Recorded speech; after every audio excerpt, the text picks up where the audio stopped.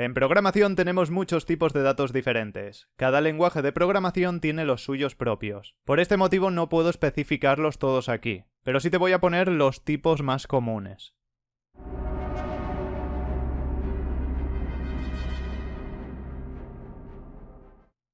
En la mayoría de los lenguajes de programación contamos con varios tipos de datos para números. Los más comunes son estos dos, entero y decimal. Aunque hay lenguajes como C# que tienen muchos tipos de datos diferentes, con los que guardar números de diferentes características. Los números enteros son representaciones de los números positivos, 0 o negativos, sin decimales. Por ejemplo, estos que ves en pantalla. En Python, los números enteros se representan con el tipo de dato int. Int es una abreviatura de integer, que significa en español entero. Los tipos de datos de números decimales son aquellos que representan números con valores decimales, los cuales pueden ser positivos o negativos. En programación también se les denomina a los números decimales números de coma flotante o punto flotante. Los tipos decimales más comunes en programación son float o double. Aún no tienes que aprender para qué sirve exactamente cada uno, solo que sepas que contienen números decimales. Uno es más preciso que el otro, en concreto el double, porque tiene más números decimales. En Python los números decimales se representan con el tipo de dato float, y float es una abreviatura de floating point, que en español se traduce como punto flotante, que es lo mismo que decir decimales. Double se traduce al español como doble. Este nombre proviene de Double Precision Floating Point, que en español se traduce como punto flotante de doble precisión. Ir tomando apuntes de todos estos datos, ya que no hace falta que los memoricéis ahora mismo.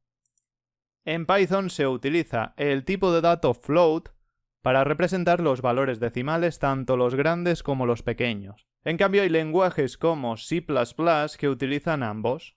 El motivo de que haya diferentes tipos de decimales en un lenguaje es para el aprovechamiento de la memoria RAM, que es un tema que trataremos en otra ocasión.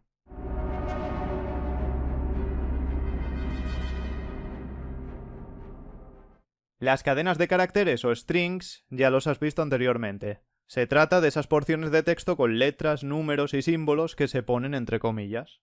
Cada lenguaje de programación establece sus normas con los tipos de comillas que se utilizan o incluso si no se tienen que utilizar. Por norma general, en la mayoría de lenguajes se utilizan estas comillas para los strings.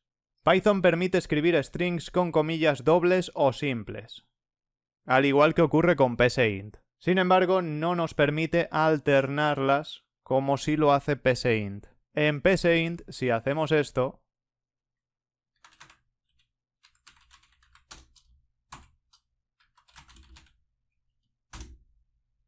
no tenemos ningún problema.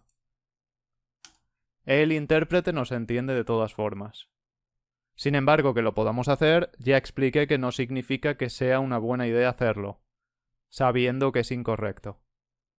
Pues Python, por ejemplo, nos protegería de esta mala práctica, ya que no nos deja hacerlo. JavaScript nos permite estos dos tipos de comillas y además desde hace unos años también permite utilizar los acentos abiertos. Estos tienen alguna utilidad extra más, pero no lo voy a comentar ahora mismo, ya que no es relevante en el punto en el que estamos. Los acentos abiertos en inglés se conocen como backticks.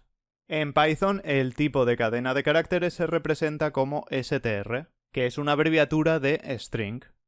En general, al escribir código en un lenguaje de programación se intenta evitar utilizar acentos y letras como la ñ, ya que normalmente están escritos en inglés todos los lenguajes. Al utilizar estos acentos, o caracteres fuera del alfabeto inglés, produciremos errores en muchos lenguajes de programación diferentes. Además, si tenemos un equipo internacional de personas con las que estemos trabajando en equipo, vas a hacer trabajar mal a miembros del equipo que no tengan acentos en su teclado. Por esos motivos está totalmente desaconsejado. Sin embargo, si escribes programas totalmente en español, querrás que los usuarios puedan ver los textos en español, por supuesto. Pues bien, en los strings, como hemos visto en estos pequeños ejemplos de capítulos anteriores, se pueden utilizar caracteres extraños, se pueden utilizar acentos también. No los he usado todavía, pero que sepas que se pueden utilizar. Pero estos acentos entrarían dentro de lo que es el string, dentro de las comillas. Aquí, por ejemplo, en el nombre del algoritmo no conviene que utilicemos acentos, De hecho, título iría con acento, pero psint me crea este algoritmo por defecto, el que pone sin título, sin el acento, para evitar esta mala práctica. Ya que si hacemos esto, funciona el algoritmo perfectamente. Aquí sería ponerle algo para verlo.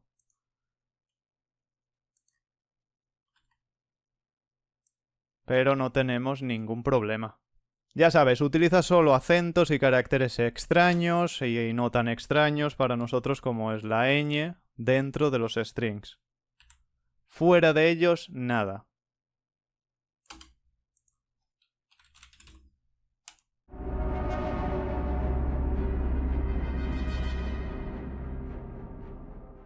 En muchos lenguajes de programación contamos con un tipo de dato llamado carácter, que es muy similar al de cadena, pero sirve solo para almacenar un carácter. En pantalla tienes un ejemplo de lo que viene a ser un carácter, ya lo expliqué. Una letra, un símbolo o un número. Y en los símbolos entraría todo, ya sean puntos, espacios, guiones, etc.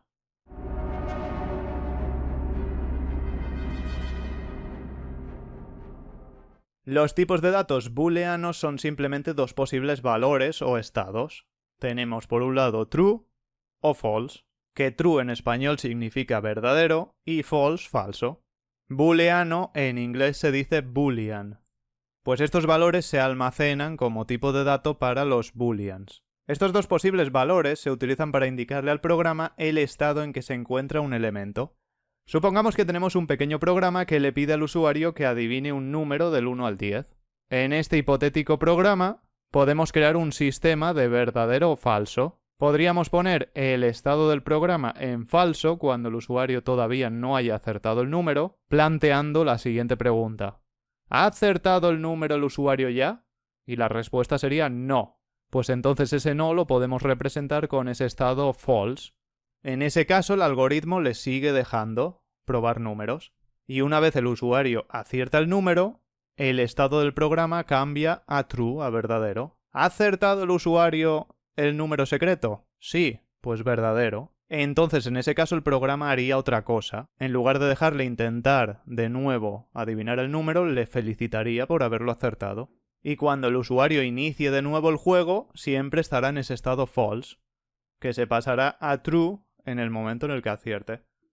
Este sistema, cuando no has programado nunca, es un poco difícil de entender, pero ya verás que cuando lo apliquemos a los algoritmos, va a ser de lo más sencillo.